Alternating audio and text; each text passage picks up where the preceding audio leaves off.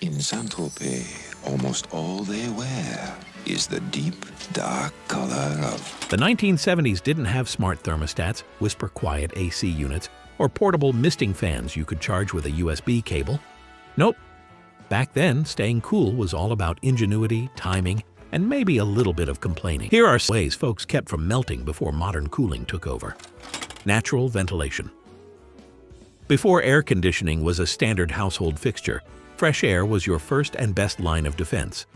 The morning routine on a hot day went something like this. Throw open every window in the house before the sun climbed too high, then let the cooler morning breeze flow in. Mom might remind you to open the top sash too, because everyone knew hot air rises and you wanted to give it an escape route. If you had a screen door, it became the unofficial main entrance, letting in the breeze while keeping out most, but not all, bugs. Every so often, a determined fly or wasp would sneak in, leading to a frantic chase with a rolled-up magazine. Houses seemed to breathe back then, and if you timed it right, you could keep things tolerable without ever flipping a switch. Fans? The old-school MVPs. For a cool breeze anywhere, this 3-speed 12-inch oscillating table fan is just the ticket. It's just $15.88. Cool savings are blowing during the Menards sale. Fans in the 70s weren't whisper-quiet or sleek. They were sturdy, metal-bladed beasts that moved air like their lives depended on it. A big box fan in the window was practically a badge of summer survival. Positioned just right, it could either suck hot air out of the house or pull in the cool evening breeze. Oscillating fans were the entertainers of the bunch, slowly sweeping side to side, making sure everyone got a fair share of the breeze.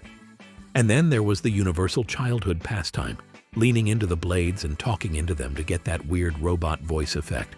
We didn't have smartphones, but we could keep ourselves busy for hours with a fan and some imagination. Summer clothing?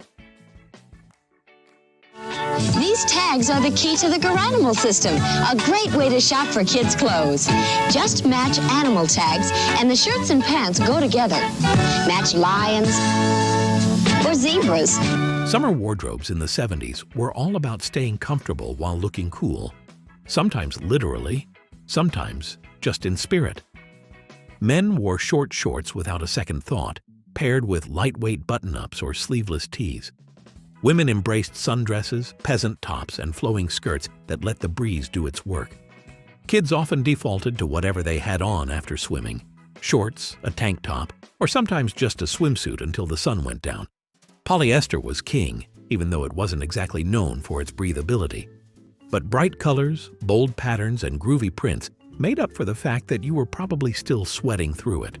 Fashion may not have solved the heat problem, but it sure looked good trying. Hydration, 70s style? Bowling sure makes me hot and thirsty. This is a job for Kool-Aid. Hey, Kool-Aid! Water bottles. We didn't carry those around. If you were thirsty, you headed for the fridge, where a big glass pitcher of iced tea or lemonade sat ready to go. Sometimes there was Kool-Aid in the mix, stirred up with so much sugar it was practically a dessert. And of course, there was the garden hose. Every kid knew that the first gush would be warm and taste faintly like rubber, but after a few seconds, you'd get an ice-cold blast that was better than anything bottled. Nobody worried about filtration or BPA. It was free, it was cold, and it was right there in the yard. On especially hot afternoons, you might even water the plants with one hand and yourself with the other. All right, if you've made it this far without needing a popsicle break, it's time to hit that subscribe button. I'll keep cranking out the 70s nostalgia. You just keep showing up. Deal? And if you're on Facebook, come join our Retro Summer Hangout. We've got memories, laughs, and probably someone still bragging about how they survived July 77 with nothing but a box fan and a garden hose.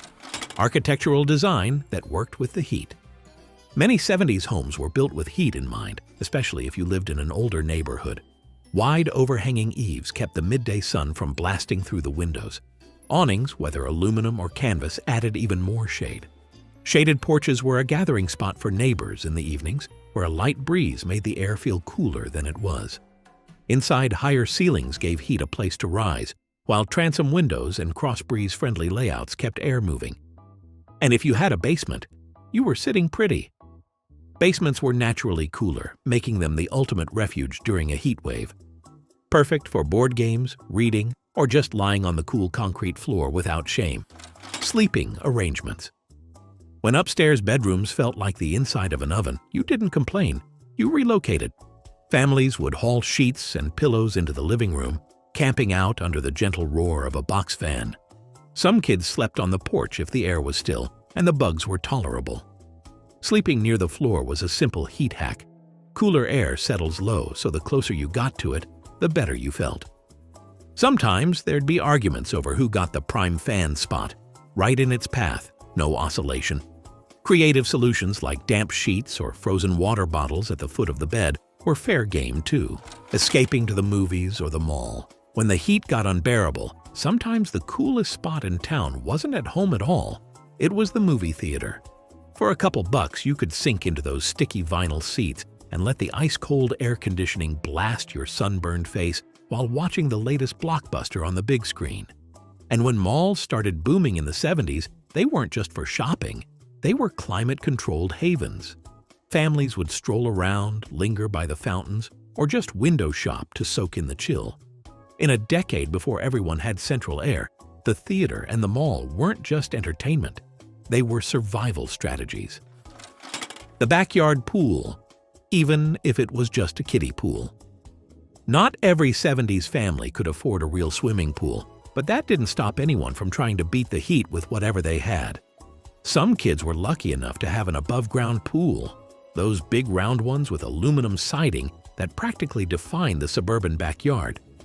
But for most of us, it was the trusty plastic kiddie pool from Sears or Kmart. You'd fill it up with the garden hose, which itself delivered water about as cold as liquid ice. And it instantly became the neighborhood water park. Kids would pile in like sardines, splashing until the grass around it turned into a mud pit.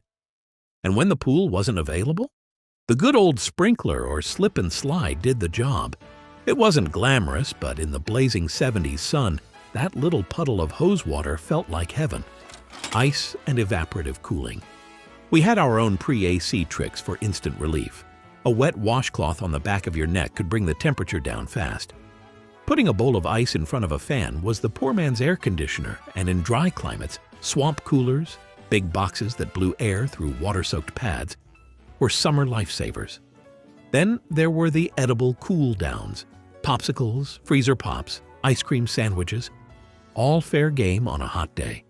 And if you were a kid, you learned the art of biting off the frozen corner of a freezer pop just enough to slurp the syrupy liquid inside. Tongues turned neon red, blue, or purple, and somehow that just made you feel cooler. Staying cool in the 70s wasn't about cranking a thermostat. It was about working with what you had, and sometimes that meant sticky nights, creative fixes, and maybe a few extra ice pops. But you know what? We survived, and we did it in style.